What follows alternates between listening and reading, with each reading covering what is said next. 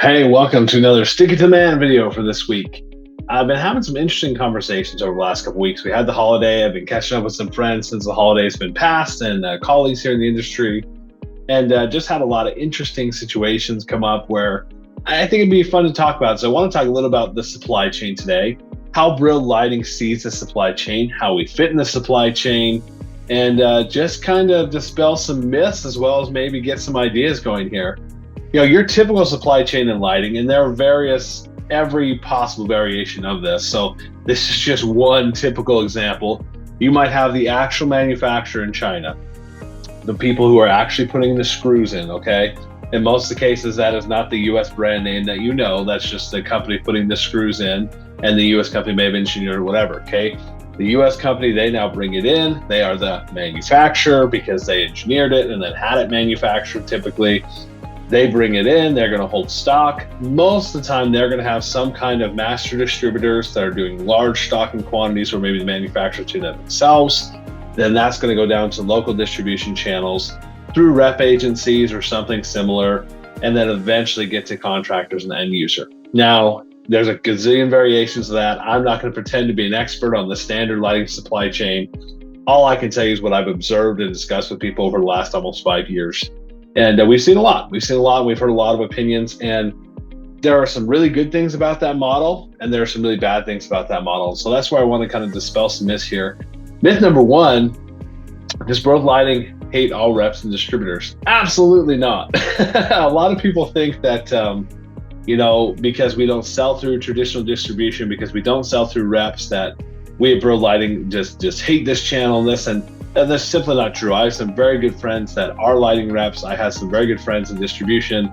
I have people in every walk of this industry that I would call friends, colleagues, relationships that I value. And the thing is, what we look for in a supply chain is lean. We're very big on lean culture. And so what that means is, does every party in a supply chain actually add value? Is there anybody in that supply chain that is literally just an order taker? All they did was something came through, said, I need 100 of these, 50 of these, 60 of these. Here's the exact part numbers. And they said, okay, fill, press, go. And that's literally all they did. That has very little value, but that part of the supply chain might be taking 5 points, 10 points, 15 points, 20 points of margin, putting back on that deal when they added so little value. There's value in warehousing product. There is value in having a local, kind of customer service you locally, and those local distributors feel a huge value need there. There's value in the terms that they offer to customers.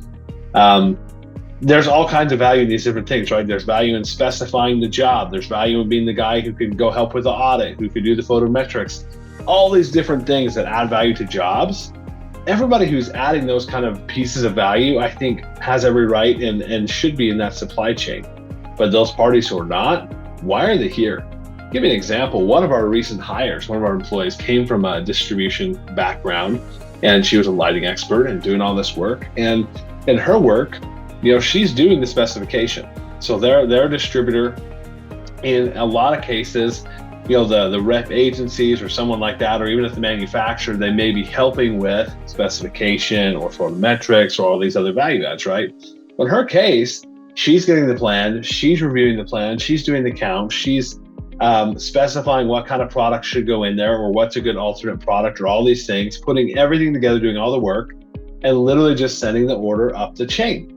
And those rep agencies, those manufacturers, like nobody else in that supply chain is really adding any value other than the ones who have the stock on the shelf perhaps, right? So like there's probably at least one, if not two parties in that supply chain that could have been completely cut out. Recently, we've been having to deal with a lot of large scale jobs. We had a job that's a $500,000 opportunity we're working on with one of our clients. And that job went from being a $250,000 opportunity to a $500,000 opportunity based on 2 SKUs, 2 line items that the alternates we submitted, they didn't want to go with. They wanted to go with the spec. And so we have to look at the spec. And I had kind of jokingly said like, hey, they're probably going to charge $1,000 a piece for those if you buy it through distribution. Well, I kid you not, the quote came back and our cost was over $1,000 a piece. It was like $1,060 or something. I was like, oh my gosh. And literally, in 2 SKUs out of which only made up maybe 10% of the job, you doubled the cost of this job because there were too many people in that supply chain. Now, the reason I bring that one up is this product is not really any different. Physically, if you look at the product, the same kind of thing, same form, fit, function, same utility, same architectural design, like all these things very well may come out of the same factory overseas. It just has a different brand name on it. And what people don't realize is that most of the time when you're paying that for that brand name, they're still not the ones putting in the screws. They're not actually owning the manufacturer. Some of them do, very rarely, but most cases, they're buying from the same factories we do. We manufacture product in the same factories as a whole list of giant big names that I can list off for you. If you want to get on a call and talk about it, I'd love to talk with you about it. I'll give you the whole list of factories that we share with big name brands and what kind of products. You could probably look at their lines. I'll say, yeah, I have that product. We call it this, they call it that, but it comes from this factory. And because of that, I can tell you that there's not anything massively different about these products. You're paying for a brand name. You're paying for the hundreds of millions of dollars in marketing that they're doing. You're paying for the egregiously long spec sheets they sometimes have and the tons of information. And in some cases, you need all that stuff, but in a lot of cases, you don't. And so my goal here is to educate, to open people's eyes to what the supply chain looks like, and just to encourage you to look at your jobs and say, okay, what kind of supply chain do I need on this job? How does this job need to operate? And then base how you operate based on the needs of that job, of that customer, of that situation.